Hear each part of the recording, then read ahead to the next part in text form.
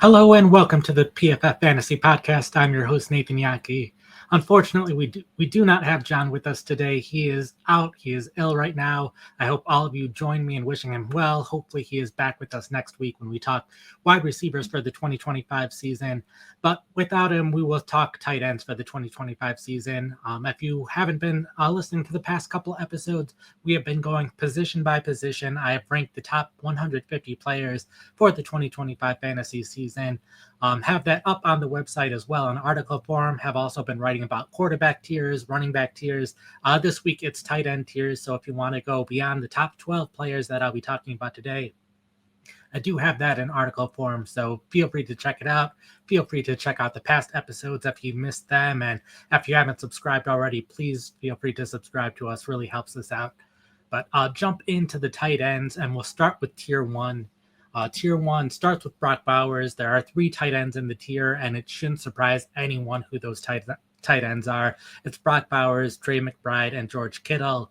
Those are the 3 tight ends who averaged between 15.5 and 16 fantasy points per game last year. So all of them were just within a fraction of a point of each other with how they were performing fantasy-wise. There was a 2-point gap between them and all the other tight ends, so it was very clear top 3. They are also the 3 tight ends who had the 3 best PFF receiving grades this season. All of them 88 and above, and only 2 other tight ends had a grade of 80 or above. So pretty big gap between them and everyone else in terms of their PFF grades this season, and just in terms of raw stats as well, not just looking at points per game. All of them over 1,100 receiving yards. No other tight end surpassed 900 yards. So expecting those 3 tight ends who had excellent seasons this year, and all of them clearly ahead of the rest of the pack. I expect them to continue to be ahead of everyone else, at least in terms of fantasy.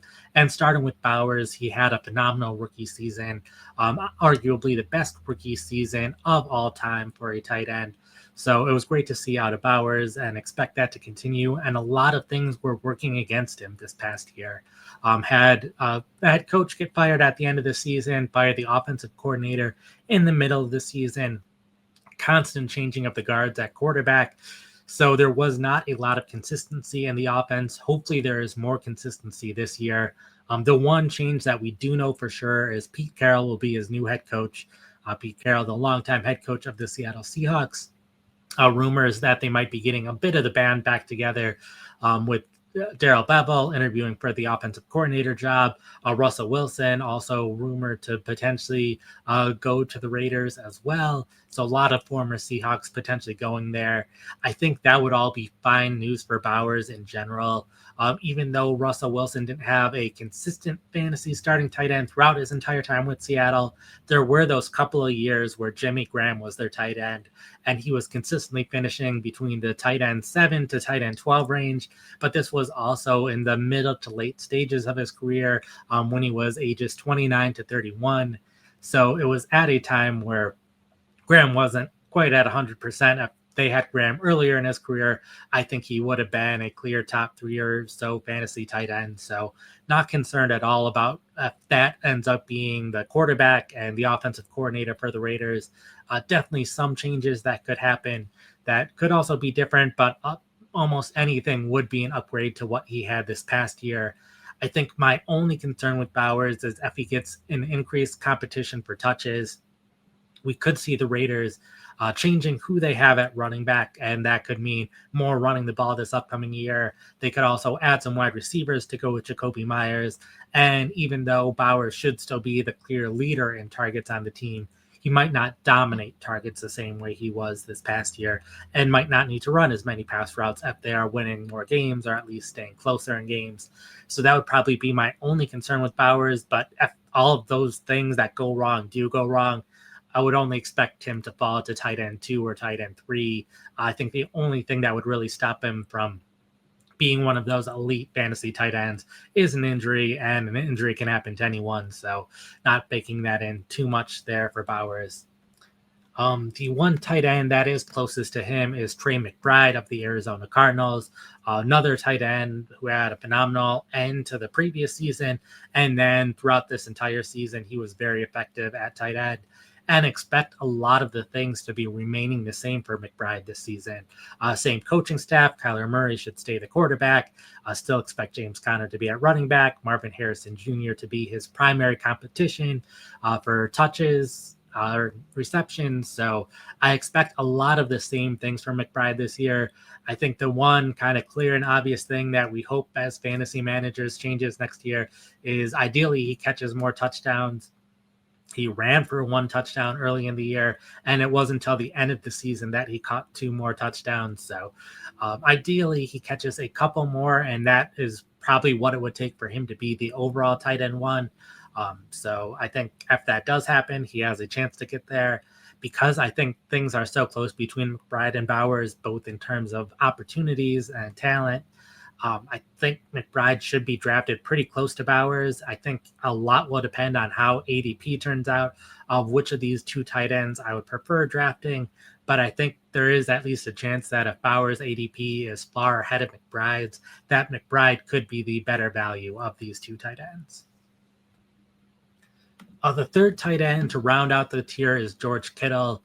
Kittle has been such a consistent tight end throughout his time in the NFL. Always one of the top graded tight ends, was the top graded tight end overall this year, receiving this year. And we've seen this kind of year after year where on a per play basis, he is far and away ahead of everyone else. His 2.62 yards per route run was the best for all tight ends this year. A decent gap between him and the others. 28 explosive plays. That is 6 more than everyone else. You could argue that he has been just as good as Travis Kelce as a receiver over these past 6 or 7 years. The only difference is Kelce is playing in this very pass-heavy offense with a Hall of Fame quarterback, where Kittle has had a couple of different quarterbacks and is on a very run-heavy offense where he hasn't run nearly as many routes as Kelce because of that. But that doesn't have anything to do with the 2 tight ends. It just has to do with the offenses and the coaching staff. So Kittle has been very talented, and that continued to be the case this year. Having Brock Purdy at quarterback in these last 2 seasons has really helped Kittle because Kittle has been arguably one of the best deep threats at tight end, and that just wasn't unlocked with Jimmy Garoppolo and the other quarterbacks that were playing before Brock Purdy. So while Kittle doesn't have the same target share as these first 2 tight ends, Kittle makes enough big plays to make up for it. It definitely made up for it this year. The one change over the course of this offseason is we expect a lot of these injured players for the 49ers to be coming back. Expect Christian McCaffrey back at running back. Expect Brandon Ayuk back at wide receiver. In general, would think they're winning more games, would be playing with the lead more in the fourth quarter like they had been in previous years. That probably means fewer routes for Kittle and fewer targets for Kittle. But Kittle's whole thing is he's been very efficient with his targets. He makes big plays with his targets. He's been scoring a lot of touchdowns recently. So I'm not overly concerned about those changes having a large negative impact on Kittle because he's still one of the clear best players in the offense. Would expect him to be there again. Would only expect an injury to keep him out of those top 4 or 5 tight ends because he's been there every season of his career. Where someone like Bowers or McBride, if they get too much competition for targets, if Arizona ends up signing another big name wide receiver to go with Harrison, or someone breaks out to go with Harrison, or if the Raiders sign a big wide receiver or draft a wide receiver to the change in target share would be a big impact on Bowers or McBride, where we've already seen Kittle in this offense having to share targets with a bunch of other players. So his talent alone is what leaves Kittle in this top tier of tight ends. Would expect him to be drafted pretty highly this year. In general, these 3 tight ends I think would be pretty high draft picks. I had Bowers as one of my top 12 overall players. At the very least, expect Bowers and McBride to be second-round picks, just because the gap between these tight ends and everyone else is so large that if you don't draft one of these tight ends, it's going to be much harder to get consistent, good fantasy production. So if you compare that to a position like wide receiver, where there's a lot of wide receivers, you can wait a little bit and still get talented wide receivers in the 4th and 5th and 6th round of fantasy drafts. I could see the argument for picking a tight end early over some of those players at other positions. Before I jump into my second tier, I want to go through my first sponsor of the day. What does your child's future success look like to you? a job they're passionate about, traveling around the world, or just being happy and comfortable. Whatever their journey, you can help make it easier to achieve with a kid's investment account with Fabric by Gerber Life. By making a contribution to your child's future today, you can help give them the means to pursue their dreams, big and small. Fabric by Gerber Life was designed by parents for parents to make it easy to plan for and manage your family's financial path. With the kids' investment account with Fabric, you can start investing in your child's future today. Kids can invest when they're minors, but a kid's investment account allows you to invest on their behalf now, giving their investments more time to grow. Funds can be used for nearly anything benefiting your child, from tuition and tutors to music classes, and when they're adults and out on their own, they can use their funds for anything they need. It's all online. Manage your child's account and monitor their investments right from your phone. Join the thousands of parents who trust Fabric to help protect their family. Start investing in your child today at meetfabric.com/fantasy. That's meetfabric.com/fantasy, MEET fabric.com/fantasy. Portfolios managed by Fort Washington Investment Advisors Incorporated. Additional services provided by Apex Clearing Corporation. All investment is subject to risk. Learn more at meetfabric.com. Now for my second tier of tight ends, there's another 3 tight ends in this tier. Another 3 players that we have seen have fantasy success before, but they're a little bit more risky than the 3 tight ends that I started off with. And the first one is Sam Laporta, someone who had another phenomenal rookie year now 2 seasons ago, but didn't quite find the same success this past year. A lot of it was the early parts of the year, where later on in the season, he started to be a bit more productive from a fantasy perspective. Over the last 6 games, he was averaging 15 fantasy points per game, so was right up there with those top 3 tight ends at the end of the season.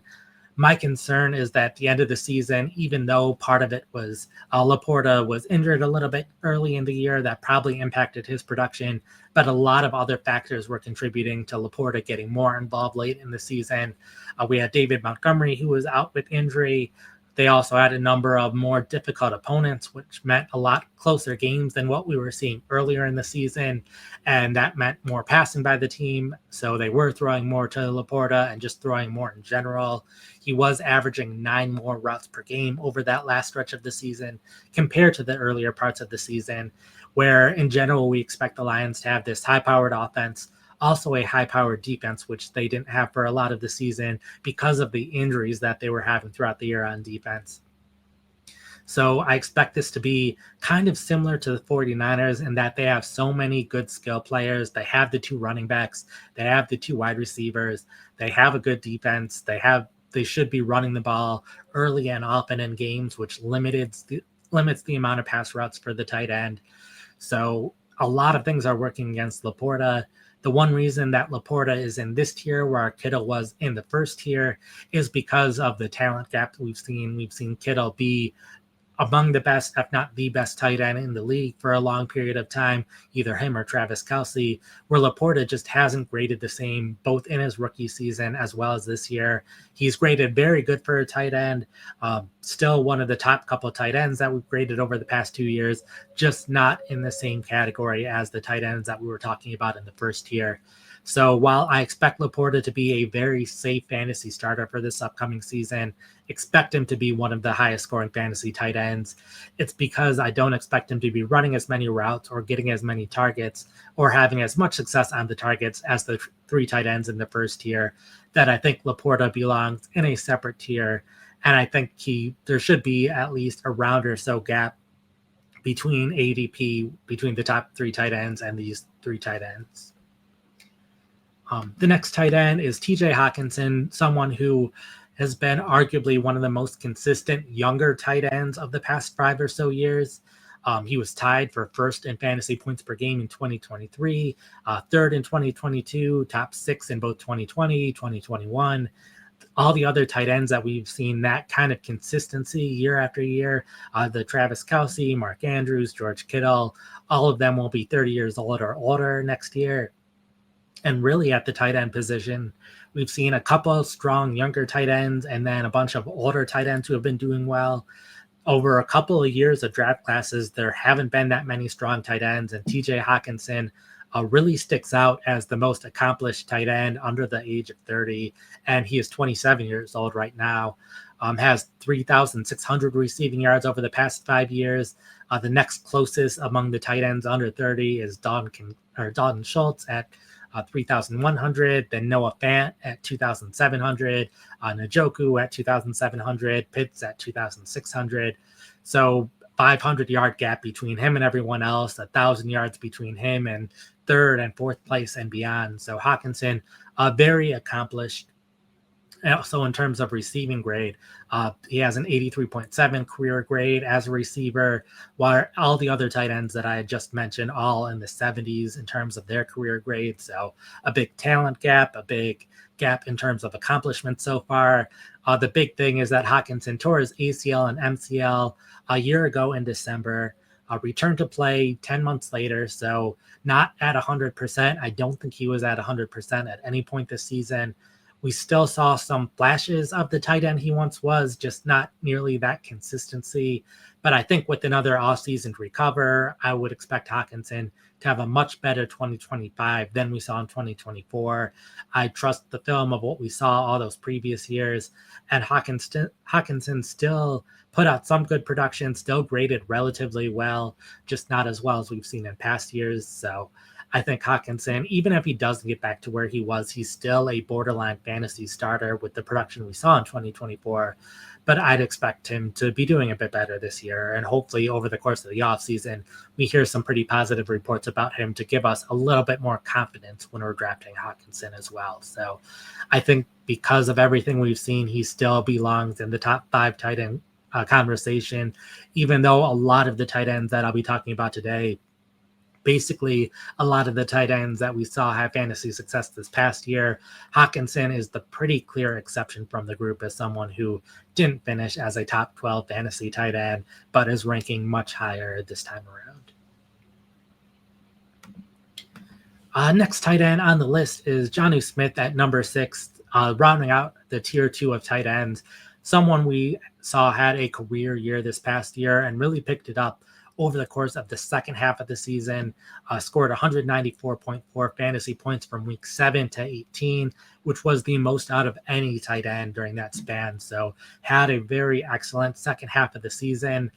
He, throughout his career, has graded relatively well for a tight end, never near that top tier of tight ends, but still someone who always seemed like someone who deserved more playing time and more opportunities, going all the way back to his time in Tennessee. I remember talking about him as a sleeper candidate, but just never could see quite enough playing time, and then switched teams here and there.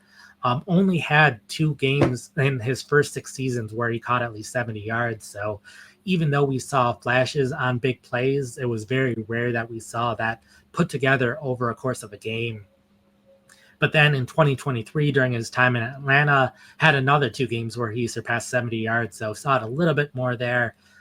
Start of the year in Miami, I wasn't as optimistic just because they were rotating him a lot, both in the preseason as well as the first month of the season.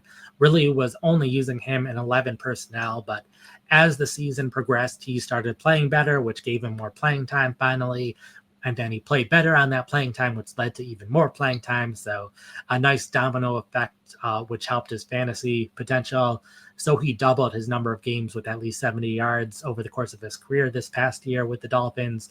Also scored 8 touchdowns, which he only scored 4 touchdowns in the past 3 years put together. So a big jump in his touchdown production as well.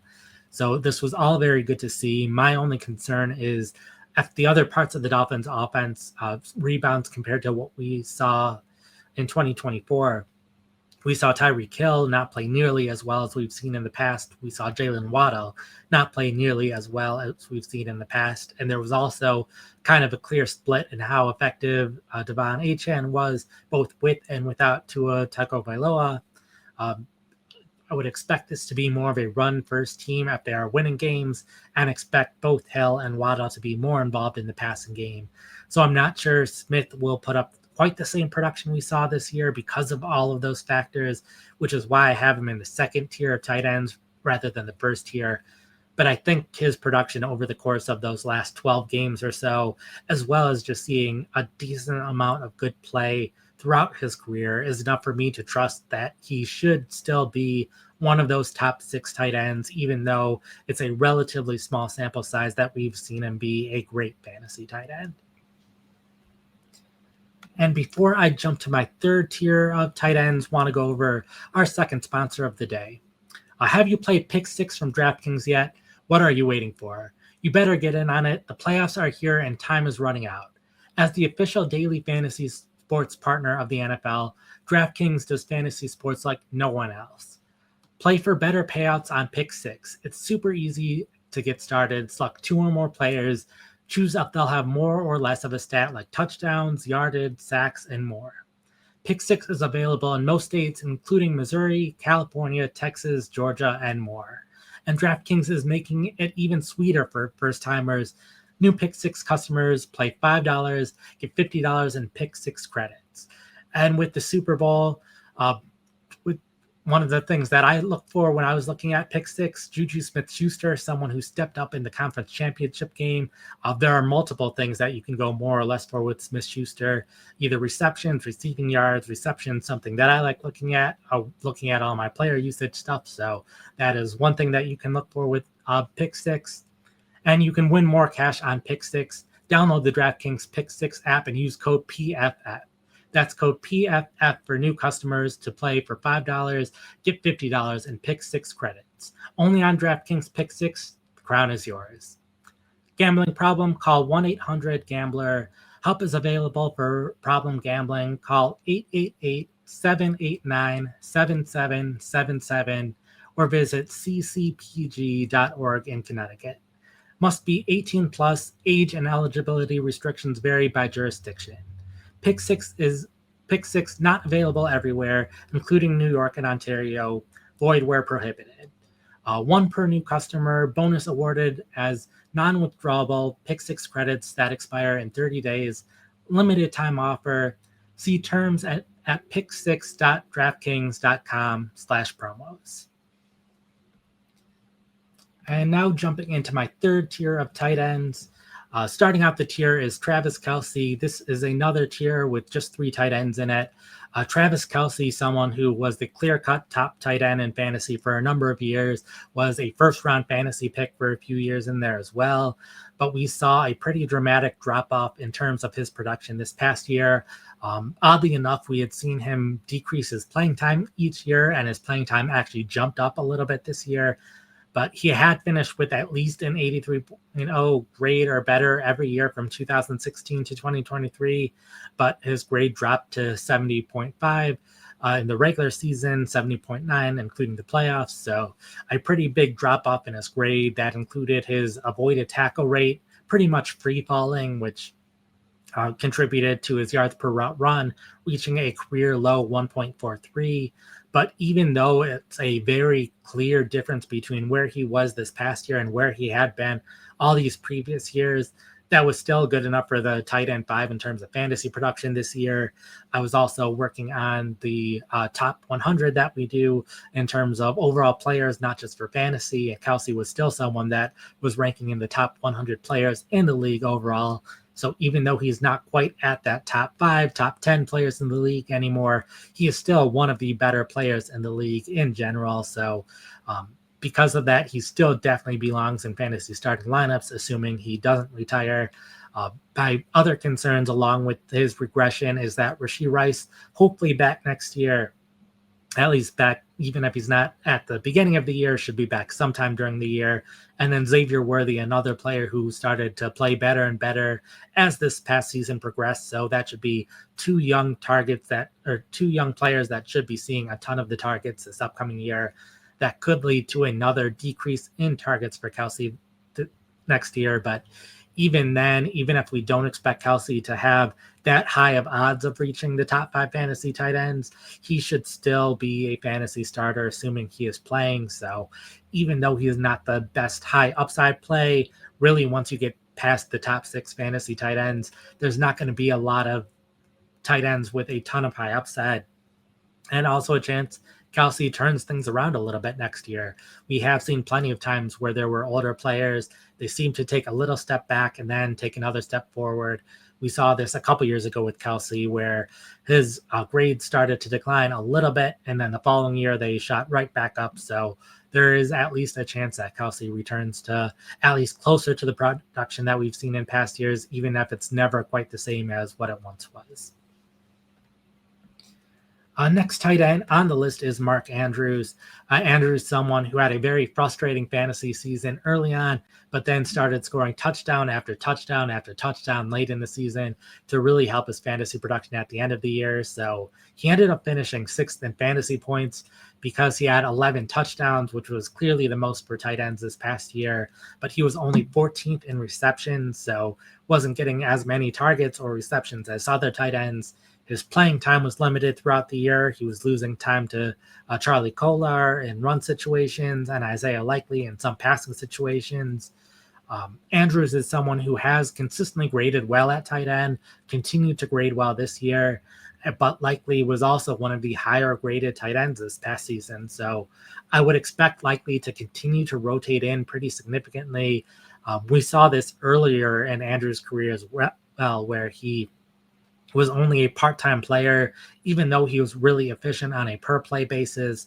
But I'm not sure we ever get to a point again where Andrews is a player who's consistently on the field, playing over 70% of offensive snaps consistently. He was doing a little bit late in the season, but Charlie Kolar was on injured reserve for a part of the end of the season, which was part of Andrews' resurgence late in the year. So I definitely expect Andrews to be back with the Ravens, to be a big part of the passing offense, but it's still one of these run-first offenses where Derrick Henry is going to be running the ball a lot. Lamar Jackson's going to be running the ball a lot. They'll be winning plenty of games where they won't need to pass the ball a lot late in games. So I think Andrews is another one of these veteran tight ends. We've seen them be a consistent fantasy starter in the past, but because of their age and playing time, just isn't quite there compared to the top tight ends in the league anymore. So Andrews is someone who I've seen in consensus early 2025 rankings rank a little bit higher than this, but I'm concerned about his playing time still. And we especially saw that late in the season where it changed depending on when Charlie Kolar was healthy versus not healthy and just how big the matchups were. Obviously playing more in the bigger matchups because they need to pass more in those games. But I think on a more week-to-week basis, it'll be hard to trust Andrews consistently. Next tight end in this tier is David Njoku. And the reason that he is kind of a clear 9th tight end on this list so far is if you look at the PFF receiving grade out of all these tight ends over the past 2 years, the top 8 tight ends in receiving grade are the top 8 tight ends on this list. In my opinion, the tight end position is the one where talent most closely ties to fantasy production, just because with running back, opportunity is king. You can be a good running back, but if you're in a 2-back committee, that's going to be harder to produce compared to any running back in a single backfield where they're getting all of the touches, even if they're not as talented. At the quarterback position, you see quarterbacks who run the ball a lot, getting a lot of fantasy points. So it's not necessarily always tied to how good you are as a quarterback. And wide receivers, there's a lot of the quarterback factors in more for a wide receiver than it does a tight end. And there's also can be more wide receivers fighting for targets and playing time, where if you're a team with a good tight end, then that tight end's going to see targets and they're going to see production. So Njoku is someone who only had a 64 overall grade last year, receiving grade a little bit better than that, but still was far outside of those top 8. A 69.5 receiving grade, which is tied for 20th over the past 2 years. So a pretty big gap between him and everyone else in terms of their talent. But in terms of fantasy production, he was right up there with the other tight ends this past year. Averaged 13.5 fantasy points per game, which was 4th best at the position. A big part of his production has been a very high target rate, 23.4 targets per route run over the past 2 years, which ranks 4th best among the 44 tight ends with at least 400 targets. So a big part of his fantasy production is he has gotten a lot of volume, probably even more volume than a tight end with his talent that you would expect. I would think if Njoku was in a different offense, you probably wouldn't see as many targets. And a big part of that has been the wide receivers that we've had in Cleveland the past 2 years. The wide receivers have the second lowest team receiving grade during that time. Especially we saw this past year. They traded Amari Cooper. We saw injuries at the position as well late in the year. So Jerry Jeudy luckily had a great end of the season, but the quarterback position also has played at least some part in this. So I think what happens this offseason in Cleveland will play a big role in if Njoku maybe moves up ahead of Andrews, maybe up ahead of Kelsey, if they improve the quarterback position, but don't do too much to address the other positions. The backfield as well has been a big part of Cleveland. Of Nick Chubb being injured 2 years ago and then coming back this past year, but not at 100%. We have not seen the same run game in Cleveland. Chubb is a free agent this year. They could very well either bring Chubb back and hopefully he is playing better this year and closer to the player he once was, or they might bring in a different running back in the backfield, and that could lead to them running more and not needing to pass as much. So out of all the tight ends that we've talked about so far, I think this is the one where I'm probably keeping the closest eye on what happens in free agency, and that could probably have the biggest impact on what happens here, since a lot of the tight ends we've talked about, especially the ones in this year, they're going to have the same coaches, they're going to have the same quarterbacks, where in Cleveland, we very much expect there to be a different quarterback this year. Deshaun Watson expected to miss the entire season due to injury, so I very much expect to see changes there. And then we will close out today with my last tier of tight ends. There are 4 tight ends in this tier, and we are starting out with the 2 rookies, Tyler Warren out of Penn State, as well as Colston Loveland out of Michigan, both rookie tight ends who are expected to be drafted in the first round of the draft, both ranked fairly highly on our big board. If you haven't checked out our big board yet, definitely a lot of players who will be rookies that'll be impacting fantasy football this season. And I think both of these tight ends, looking at mock drafts, both the ones that our fantasy analysts have done so far, as well as mock drafts out there, a pretty clear consensus that both of these tight ends will be picked in the top 22 or so picks. The best landing spot that I've seen for them is the Los Angeles Chargers. I really like that because of the coaching staff they have in Los Angeles and the history they've had throwing 2 tight ends in the past, both with the San Francisco 49ers over a decade ago with Vernon Davis, and then with the offensive coordinator coaching Mark Andrews for a number of years. So, and we've saw throughout this year as well, Will Dissly having fantasy success, Stone Smart having fantasy success as the Chargers tight end. But if they draft one of these 2 players, would expect either one to be the clear receiving tight end for Los Angeles. So that could be the opportunity to have a big season. The other 2 that I've probably seen them mock to even more so than the Chargers, the Indianapolis Colts and Denver Broncos, 2 teams that are very much in need of new tight ends that can be receiving weapons. I know there's probably some concern about those 2 landing spots just because we haven't seen them throw the ball too much to tight ends in the past. They were second and 4th fewest in terms of targets to tight ends this past year. But we had seen this exact same thing play out with the Raiders the year before. They had the 3rd fewest targets to tight ends the year before drafting Bowers, and then you get Bowers, and then all of a sudden you're throwing to tight ends a lot more. So past tight end targets, a lot of it has to just do with how good of a tight end you have, and if Denver or Indianapolis or both upgrade the tight end position significantly, would expect a lot more targets to go there. So we have seen this thing play out to a ton of success the past 2 years with Bowers and Sam Laporta. We've also seen a couple of other situations like Dalton Kincaid, Kyle Pitts a couple years ago, where they were right around tight end 12 their rookie season. So there have been a decent number of tight ends who were picked in the top 50 or so picks and ended up being fantasy starters the rookie season. But if you go back a little further or look at a couple other more recently drafted tight ends, almost everyone else who had been a top 50 pick at the tight end position finished outside the top 25 in terms of fantasy points per game their rookie season. So a lot bigger chance that they will miss as a rookie than they will hit as a rookie, just given all the rookie tight ends we've seen over time. But because you're ideally only drafting them as the 10th tight end or the 11th tight end, you're probably drafting a second tight end as well, a tight end that's a bit more established, that might not have nearly as much upside, but you can at least trust them in your fantasy starting lineup early in the season while you're waiting to see if the rookie tight end plays out.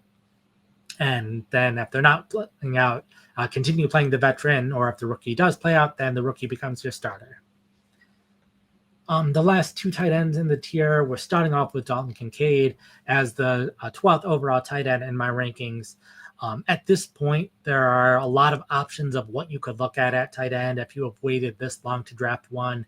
There are a couple young tight ends who have shown some flashes. There are older tight ends who are going to be in the fantasy starting lot, or it's going to be a starter for the team. They're going to see a decent number of targets over the course of the season. They just don't have that same upside potential. For this 12th and 13th spot, I have leaned more towards some of the younger tight ends in the league that have shown at least some spark, and hopefully we can see those players take a leap this upcoming year. Dalton Kincaid starts off there. If you look at all the tight ends who are 25 years old or younger, he has the 5th highest receiving grade among those tight ends, with some of the tight ends at the very top of the list beating those young tight ends. So Kincaid rating well. It's always been the opportunities for him, fighting for chances with Dawson Knox. We saw that throughout his rookie season. We had hoped that this past year we would see a little bit less of Knox and a little bit more of Kincaid, but that did not happen over the course of the year. It was very consistently Knox on the field in some run situations. In games where the Bills were winning, Knox was getting more playing time, even running more routes at time. So because the Bills were spreading the ball too much and Kincaid wasn't seeing enough playing time, that did not lead to enough consistent fantasy value, which was disappointing for anyone who drafted him. But hopefully he does see more playing time. I do at least expect Knox to still be on the roster. They're still going to probably have a number of wide receivers they trust, so we might not see as much two tight end sets as we'd like, and they still might be running the ball too much. So a lot of things still working against Kincaid, but that's going to drive down his ADP as well. So I think he is someone that you can take a gamble on, but also you'll want to draft another tight end and probably draft or likely start whichever one has the better matchup each week. And then another tight end that I think is right there with Kincaid in terms of a relatively young tight end who has shown some flashes that we hope to see more of, and that's Jake Ferguson, someone who dealt with injuries a little bit this past year, but he is someone who over these past 2 years, he's had 3 games with at least 90 receiving yards. So we have seen that high upside potential out of all of the tight ends who are 26 or younger. That is tied for the third most, with Brock Bowers and Trey McBride being the top 2. And he is tied with Sam Laporta for the most games with at least 90 receiving yards over the past 2 seasons. So another tight end who we've seen those flashes. Hopefully it's a little bit more consistent. We saw the Cowboys offense have problems in general last year. When Dak Prescott was in the lineup, things were better. So hopefully with Dak Prescott back next year, we see Ferguson step up his game and be able to be a more consistent fantasy starter. So that'll close out the tight ends for me today. Thank you for everyone who's listened. Thank you for everyone who stuck around. If you want to go beyond those top 13 tight ends, I do have the article on the website right now going over all of the tight ends who fit in the top 150 overall rankings. So I think that gets down to like 18 or so tight ends. Within the next week or so, I'll be getting a new updated rankings overall for 2025, probably have 200 players on that list. So we'll add another 8 or so tight ends. So if you're looking to get a little bit more in depth than just those top 12 or 13 tight ends, you can go to the website now, as well as a couple weeks from now, we'll have an updated 2025 rankings. And outside of that, we do have more on the website now. Even though the fantasy season is over, we are looking ahead to 2025 already. Like I mentioned at the start of the show, have 2025 rankings, go into more detail on quarterbacks, running backs, and tight ends. Also, if you missed the podcast version or video version of those are also available. Feel free to check those out as well. Next week, we'll be covering wide receivers. We'll have that in article form out on Monday, as well as hopefully be back with John next Wednesday and back to our normal schedule at that point. And then John, before he fell ill, was able to get a couple of articles up on the website this week, looking at catchable target rates and what that meant for expected fantasy points for wide receivers and tight ends. So please feel free to check that out as well. So until next time, peace out.